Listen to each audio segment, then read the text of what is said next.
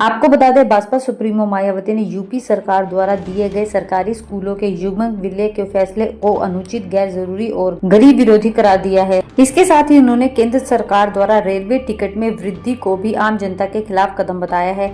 मायावती ने एक्स पर एक पोस्ट के बाद कई पोस्ट कर उत्तर प्रदेश के बेसिक शिक्षा परिषद द्वारा प्राथमिक विद्यालयों के युग्म एकीकरण की योजना पर तीखी आपत्ति जताई है। उन्होंने कहा है कि इस फैसले की आड़ में प्रदेश भर में बड़ी संख्या में सरकारी स्कूलों को बंद किया जा रहा है, जो गरीब बच्चों को उनके घर के पास मिलने वाली मुफ्त और सुलभ शिक्षा को वंचित करेगा।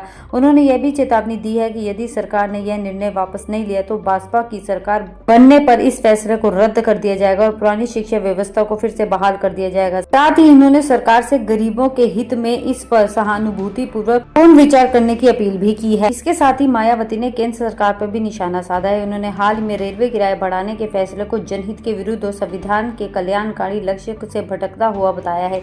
देश के अधिकांश लोग महंगाई, बेरोजगारी और कम होती आमदनी से परेशान है। ऐसे में रेलवे किराए बढ़ना से व्यावसायिक सोच का परिणाम है, न कि जन सेवा की भावना का। मायावती ने सरकार द्वारा सामाजिक कल्याण योजनाओं के बढ़ते आंकड़ों पर भी सवाल उठाए हैं। उन्होंने अंतर्राष्ट्रीय श्रम संगठन के आंकड़ों का हवाला देते हुए कहा है कि 95 करोड़ भारतीय आज भी किसी न किसी सरकारी योजना पर निर्भर है। यह संख्या 2016 से 22% थी, जो अब बढ़कर 64.3% हो चुकी है। उन्होंने कहा है कि सरकार इसे अपनी उपलब्धि बता रही है, जबकि असल में यह लाचार जनता की मजबूरी और बदहाल आर्थिक स्थिति का संकेत है। मायावती ने यह भी जोड़ा कि सरकारी योजनाओं का लाभ पाना आज भी बेहद जटिल, अपमानजनक प्रक्रिया है। आपको बता दें कि मायावती ने सरकार की तीखी आलोचना करी है।